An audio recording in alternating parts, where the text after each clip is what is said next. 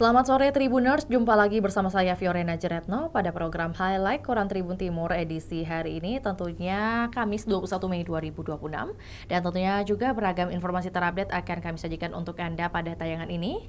Maka dari itu beberapa headline, halaman dan juga rubrik akan kita ulas lebih lanjut. Bagi Tribuners yang hendak berlangganan bersama kami, langsung dapat menghubungi kami di nomor 0411 811 5500 atau menghubungi kami via hotline Tribun Family Card di nomor 081 1413 5555. Langsung saja kita beralih pada halaman utama kita edisi hari ini Tribuners, di mana PBNU yang membahas Muktamar 2026 tepatnya di Kota Makassar. Oleh pengurus besar Nahdlatul Ulama PBNU membahas persiapan Muktamar NU 2026 di Hotel Arya Duta Makassar tepat pada Rabu 20 Mei 2026 kemarin. Pertemuan pimpinan NU itu difasilitasi tokoh nasional asal Sulsel, Aksa Mahmud. Seharian Aksa bersama Ketua Umum PBNU Yahya Kholil Stakuf, Ketua PWNU Sulsel AGH Kiai Haji Hamzah Harun Al-Rashid, serta Ketua Tanfisya dan Rais Surya NU sekawasan Timur Indonesia di Hotel Arya Duta. Tentu pertemuan ini dikemas dalam kegiatan halal bihalal dan sosialisasi dikdaya bersama PBNU, juga PWNU dan PCNU se-Indonesia Timur. Lalu kegiatan di ruangan Alamanda, Arya Duta Hotel Makassar, Jalan Maipa, Kelurahan Losari, Kecamatan Ujung Pandang. Ini berlangsung pada hari kemarin, kemudian juga dilanjutkan dengan usai sholat maghrib, Aksa Mahmud menjamu peserta halal bihalal makan malam di rumah makan Lailai, Jalan Datu Museng, Kelurahan Malopu, Kecamatan Ujung Pandang. Tentunya juga Ketua Umum PBNU yang turut hadir juga pada kesempatan tersebut, yakni ada Yahya Kholil Stakuf, hadir mengenakan baju koko putih dipadukan celana hitam dan kopiah hitam. Gus Yahya duduk bersama jajaran pengurus PBNU dan PWNU dari berbagai daerah di Indonesia Timur. Turut mendampingi Gus Yahya yakni Roy Surya PBNU Kiai Haji Muhibul Aman Ali, Katib Syuriah PBNU Kiai Haji Atolillah Solahuddin Anwar, dan Wakil Ketua Umum PBNU Kiai Haji Amin Said Husni. Tentu juga pada pertemuan tersebut ada beberapa tokoh yang juga mungkin menghadiri istilahnya dalam forum tersebut, di mana sekira 60 perwakilan PBNU dan PCNU se-Indonesia Timur hadir dalam forum tersebut. Mayoritas peserta mengenakan baju koko putih dipadukan sarung maupun celana panjang hitam.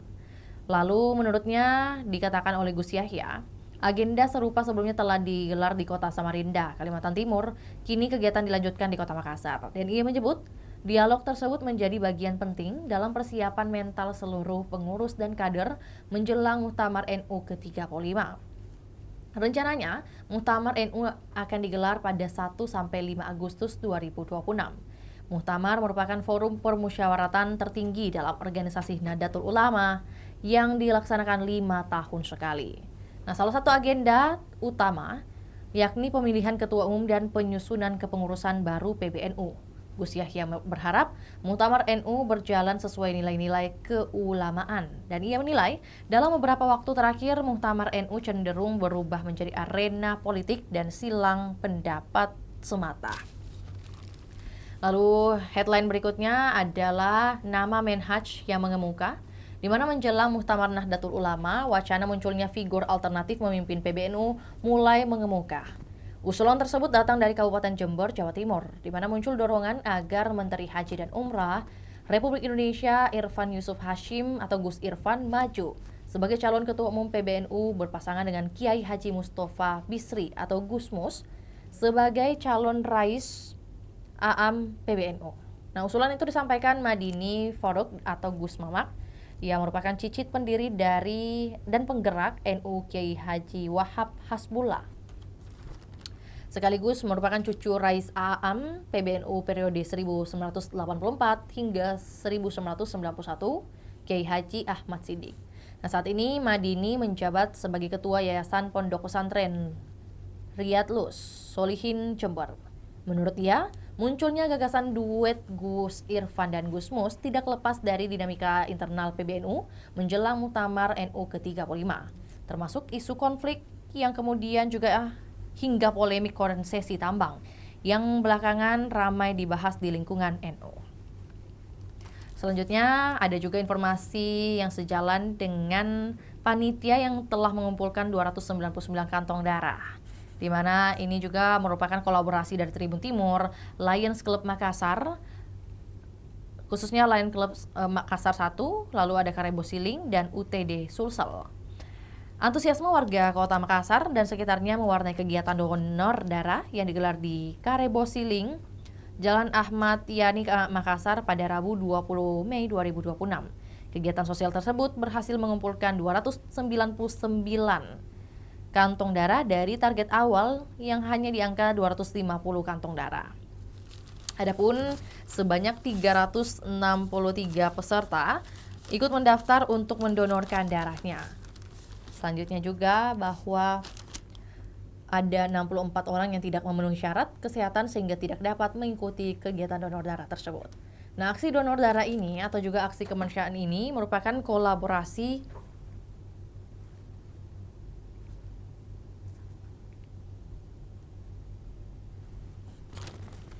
Sekali lagi, aksi kemanusiaan ini merupakan kolaborasi Tribun Timur, Lions Club Makassar 1, Karebo Siling, dan Unit Transfusi Darah UTD Sulsel. Kegiatan ini juga menjadi bagian dari program Corporate Social Responsibility atau CSR, perusahaan sekaligus momentum memperingati Hari Kebangkitan Nasional yang diperingati setiap 20 Mei. Para peserta tampak antusias mengikuti proses donor darah yang dilayani petugas medis dari UTD Sulawesi Selatan. Di samping itu juga ada 10 negara kutuk upaya Israel cegat global Sumut Flotilla. Ini ada beberapa poin pernyataan resmi juru bicara dari Kemlu Republik Indonesia, yakni ada Yvonne Mawengkang.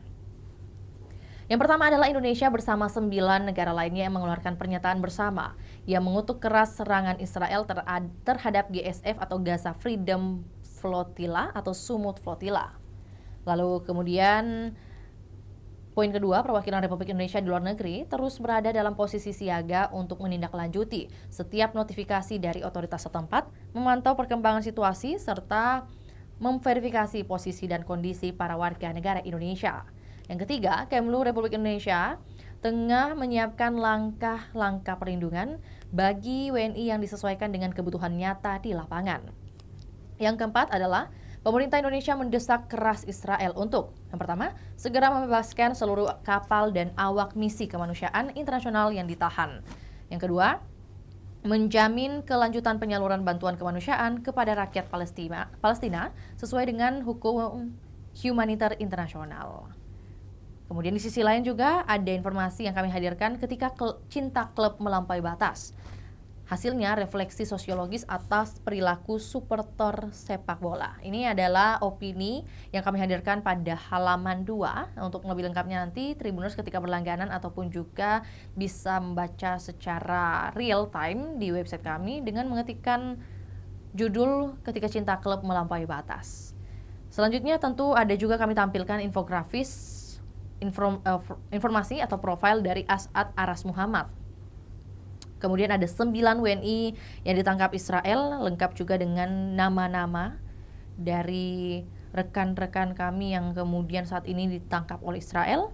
Dan bagaimana kemudian kronologi penahanan relawan internasional di Laut Lepas dan Daratan Gaza. Terakhir pada halaman ini adalah laporan on the spot oleh rekan Rasni Gani, wartawan Tribun Timur dari Bangkok, Thailand. Dikatakannya dengan tajuk Jejak Makassar di Jantung Kota Bangkok, Thailand. Kemudian ada juga informasi berikutnya dengan headline yang kami tampilkan di halaman utama kita. On the spot, laporan on the spot dari rekan Alfian yang saat ini melaporkan dari Melbourne, Australia dengan tajuk influencer lebih dipercaya di Indonesia. Dan kemudian terakhir dari halaman utama kita adalah kabar dari langit yang dituliskan oleh M. Kasim Matar selaku cendekiawan muslim dengan tajuk kongsi-kongsi beli hewan kurban adalah sebuah fikih. Nah, kita lanjutkan pada halaman berikutnya Tribuners yang juga menarik untuk kita sampaikan kepada Tribuners seperti informasi reguler lainnya yang kami hadirkan juga pada headline atau juga highlight koran Tribun Timur. Tentu ada beberapa headline lanjutan yang ada pada halaman berikutnya. Salah satunya ada pada halaman 3 edisi hari ini. Gebrakan Sang Pemimpin 2026. Informasi pertama mengenai DPRD Sulsel yang dorong langkah diplomatik. Dikatakan oleh Cicu bahwa selaku Ketua DPRD Sulsel, Andira Matika Dewi Yustitia Iqbal nama lengkapnya, bahwa kita berharap ada langkah cepat dan terukur agar seluruh WNI bisa segera dipulangkan dengan selamat. Di mana ini juga merespon dan juga mendorong pemerintah untuk mengambil langkah diplomatik menyusul penahanan sejumlah WNI oleh pasukan Zionis Israel.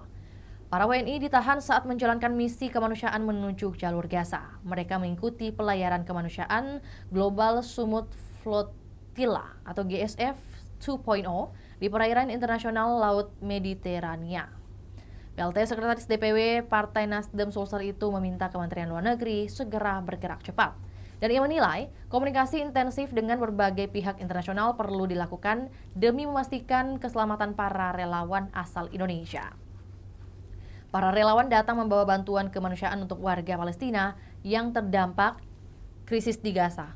Cicu menegaskan para relawan bukan bagian dari kelompok bersenjata maupun pihak yang terlibat konflik. Lalu, Cicu berharap pemerintah Indonesia memaksimalkan jalur diplomasi internasional.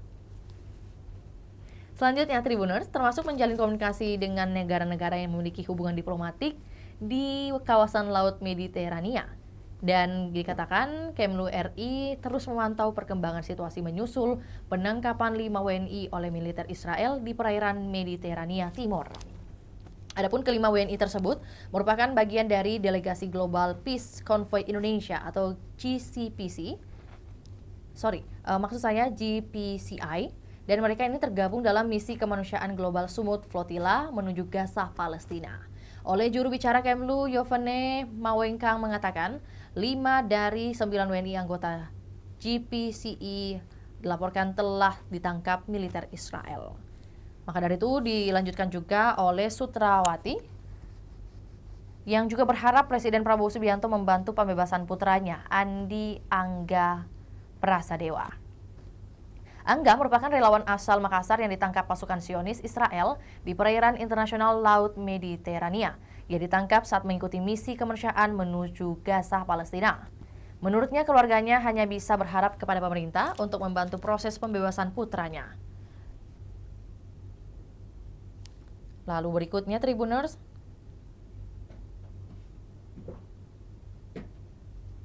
Berikutnya tentunya informasi dari halaman ini juga relevan dan perlu diketahui oleh Tribuners. Hamka BKD yang menjanjikan bedah rumah korban kebakaran di Cineponto. Hamka BKD serahkan bantuan sembako kepada korban kebakaran 4 rumah di lingkungan Palapalasa, Kelurahan Tolo Selatan, Kecamatan Kelara, Kabupaten Cineponto. Anggota Komisi 5 DPR RI itu pun turun langsung meninjau kondisi warga yang terdampak kebakaran. Ia juga memberikan dukungan moral kepada korban kehilangan tempat tinggal dan bantuan disalurkan berupa paket sembako, mie instan, dan kebutuhan pokok lainnya. Dan Tribuners tentunya juga ada informasi menarik juga terupdate yang akan kami sajikan untuk Anda. Kita akan melanjutkan untuk halaman berikutnya setelah sesi berikut ini, di mana saat ini juga kita sudah terhubung dengan rekan Ami, dan kita akan beralih pada segmen Tribun Timur Traffic Update.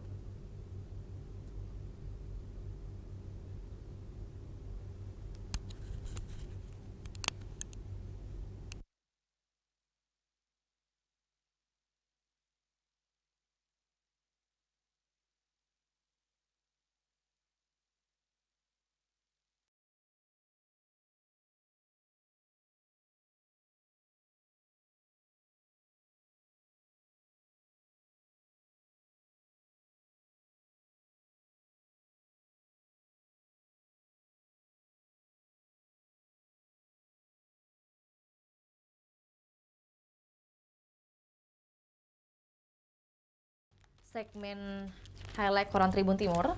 Dari halaman 3 kita beranjak atau juga beralih pada halaman berikutnya. Untuk edisi hari ini yang juga perlu kita sampaikan datangnya dari skala informasi lokal. Ada pada rubrik Tribun Makassar. Hadir informasi dari sidang Adminduk cukup di kantor Dukcapil. Kemudian ada juga headline gencarkan urban farming. Munafri minta warga maksimalkan pekarangan. Dan tentunya ditutup nantinya dengan warga Tamalan Rea. Kami tidak tolak PSEL tapi lokasinya. Kita awali dengan Dinas Kependudukan dan Pencatatan Sipil Dukcapil menghadirkan inovasi layanan administrasi kependudukan atau Adminduk dengan menggandeng Pengadilan Negeri Kota Makassar. Oleh Kepala Dinas Dukcapil Kota Makassar, Muhammad Hatim mengatakan, masyarakat yang membutuhkan penetapan pengadilan kini tidak lagi harus mendatangi kantor pengadilan. Dan sebagai gantinya, layanan sidang dapat dilaksanakan langsung di kantor Dukcapil Kota Makassar. Inovasi dihadirkan untuk mendekatkan layanan kepada masyarakat dan sekaligus memangkas waktu dan proses pengurusan dokumen administrasi kependudukan. Menurut Hatim, program ini merupakan bentuk sinergi antar lembaga dalam memberikan kemudahan layanan publik. Dan ia berharap inovasi ini dapat meningkatkan kualitas pelayanan publik, khususnya dalam pengurusan dokumen kependudukan, serta memberikan kemudahan akses layanan hukum bagi masyarakat. Kemudian tentunya mekanisme layanan di layanan ini akan dilakukan dengan mengintervensi warga, menginventarisasi juga warga yang membutuhkan penetapan pengadilan, kemudian akan dijadwalkan dalam satu waktu tertentu. Selanjutnya, pihak pengadilan akan mengirimkan hakim untuk sidang di kantor Dukcapil. Dengan demikian, masyarakat cukup datang ke kantor Dukcapil tanpa harus mengurus proses persidangan di kantor pengadilan. Lalu, berikutnya gencarkan urban farming. Munafri minta warga maksimalkan pekarangannya. Di mana Pemkot Makassar tentunya mendorong pengembangan program urban farming atau pertanian perkotaan hingga ke tingkat kecamatan dan kelurahan. Hal ini disampaikan Munafri saat menghadiri kegiatan urban farming dan pertemuan dengan tokoh masyarakat serta ketua RT RW di RW 02, RT 03, Kelurahan Pacerakang Selasa 19 Mei kemarin. Munafri menekankan Pemkot Makassar secara aktif menginstruksikan jajaran wilayah untuk menghadirkan program pertanian lahan sempit sebagai upaya memperkuat ketahanan pangan keluarga sekaligus menekan laju inflasi. Tentu ia mengapresiasi praktik urban farming yang dikembangkan warga setempat, termasuk yang dilakukan Haji Ridwan bersama keluarganya. Politisi Golkar ini menilai konsep pertanian terintegrasi yang menggabungkan budidaya ikan, sayuran, hingga ternak menjadi contoh konkret yang bisa direplikasi di wilayah lain.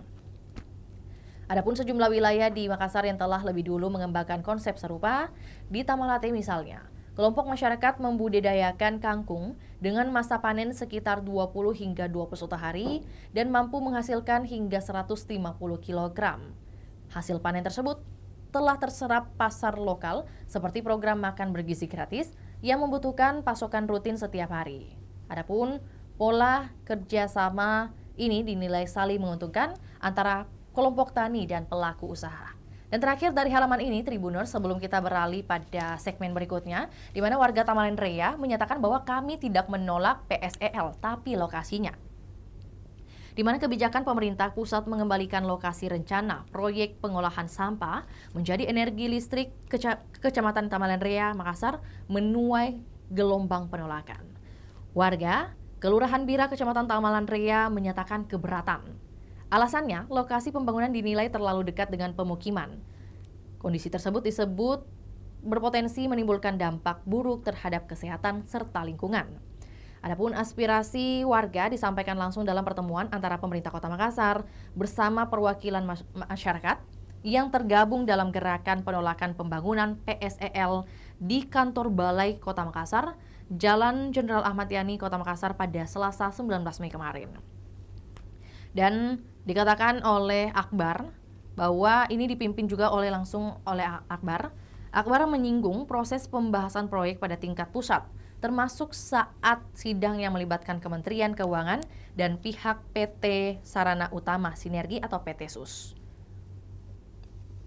Dan ia juga menyoroti ketidaksesuaian antara waktu penandatanganan proyek dengan pelaksanaan sosialisasi kepada masyarakat. Menurutnya, proyek tersebut telah berjalan sejak periode 2020 hingga 2023, sementara sosialisasi baru dilakukan pada tahun 2025.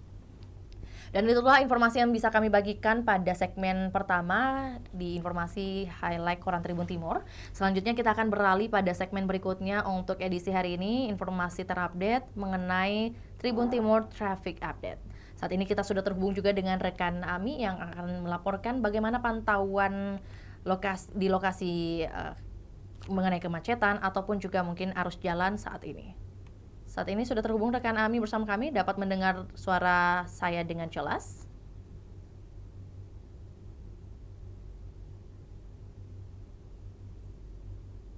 Ya, rekan Ami? Iya, baik. Bagaimana kemudian apa informasi yang dapat disampaikan kondisi lalu lintas saat ini di lokasi Anda melaporkan seperti apa? Dan juga mungkin di sekitar wilayah lokasi Anda melaporkan? Baik, rekan Tio dan Tribuners di studio dapat saya melaporkan bahwa saat ini saya sedang berada di Jalan Jenderal Ahmad Yani, Kecamatan Ujung Pandang, Kota Makassar. Dan Tribuners dapat saya laporkan bahwa situasi kondisi hari ini Jalan Jenderal Ahmad Yani itu lancar namun tidak terlalu padat karena ini kita ketahui masih sekitar pukul 15.02 biasanya kendaraan mulai mengalami kepadatan sekitar pukul 16.00 WITA atau pada saat jam pulang kantor. Nah, kita ketahui bahwa di sini Jalan Jenderal Ahmad Yani ada kantor pemerintahan, kantor instansi yakni kantor Wali Kota Makassar. Dan tentunya dapat saya sampaikan juga bahwa Jalan Jenderal Ahmad Yani salah satu pusat kawasan niaga dan juga perbankan yang tentunya memiliki catatan sejarah di Kota Makassar, Provinsi Sulawesi Selatan. Ini lokasinya berada di jantung Kota Makassar, yakni ini arah kawasan pelabuhan dan juga area ikonik lapangan Karebosi tidak jauh atau beberapa meter dari tempat melaporkan pada hari ini. Nah, diketahui sebagai pusat pemerintahan dan juga bisnis, memang jalan ini menjadi basis berbagai gedung perkantoran penting termasuk gedung perbankan, cabang, serta institusi pemerintahan seperti kantor badan negara dan juga lainnya. Nah, ini tentunya menjadi ikon kota. Titik paling vital jalan ini adalah lapangan Karebosi, di mana itu adalah tempat atau ruang terbuka publik bersejarah yang sering digunakan sebagai pusat peringatan HUT Kota Makassar maupun upacara-upacara lainnya. Nah, di sini juga kita kenal bahwa banyak sekali arsitektur bersejarah di kawasan ini karena ini adalah syarat dengan bangunan peninggalan era kolonial Belanda, di mana jalur ini memadukan wajah modernitas perkotaan dan juga warisan budaya arsitektur masa lalu. Nah, untuk aksesibilitas ini menjadi koridor jalan utama yang terintegrasi dengan akses ke kawasan wisata kuliner, jalan penghibur. Kalau dari arah sini connect dengan jalan penghibur atau sekitar Pantai Losari dan juga terkoneksi dengan Pelabuhan Soekarno. Jalur ini juga dilengkapi dengan fasilitas pedestrian yang juga dirancang untuk kenyamanan pejalan kaki di pusat kota. Baik, Tio, kembali ke studio. Oke, ya, berarti untuk kondisi arus lalu lintas Kota Makassar, khususnya lokasi Anda melaporkan saat ini tepat di Jalan Ahmad Yani, dan ini juga merupakan wilayah sekitar titik nol dari Kota Makassar itu sendiri ya, rekan Ami. Dan tadi juga disampaikan untuk saat ini pukul 15.05 terpantau masih kemudian aman dan juga belum ada begitu kepadatan yang berarti. Tapi biasanya mungkin dapat disampaikan untuk Tribuners ketahui pada pukul berapa kemudian arus kendaraan. Ya, baik. Apakah sudah terdengar jelas? Iya, baik. Rekan Ami, biasanya pada untuk arus kendaraan biasanya terpantau. Iya. Ya, silakan rekan Ami. Biasanya arus kendaraan cukup padat biasanya pada pukul berapa? Baik, untuk Pio dapat saya laporkan dan juga Tribuners memang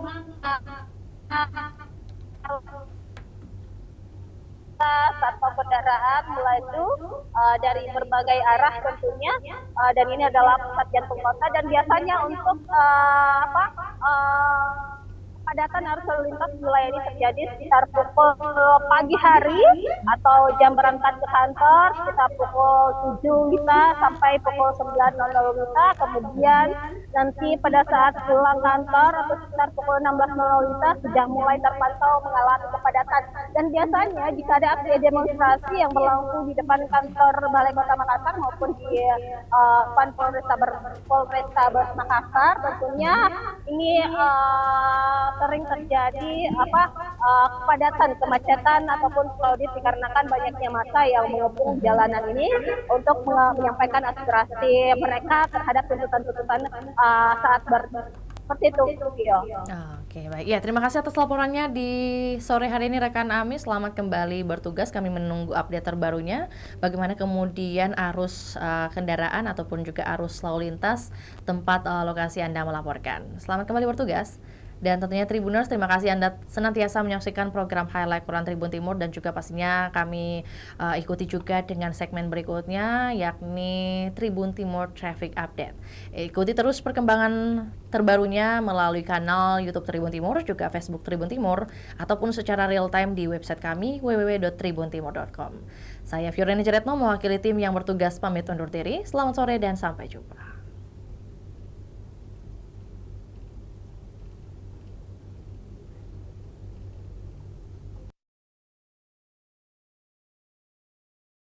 Download Tribun X sekarang, menghadirkan lokal menjadi Indonesia.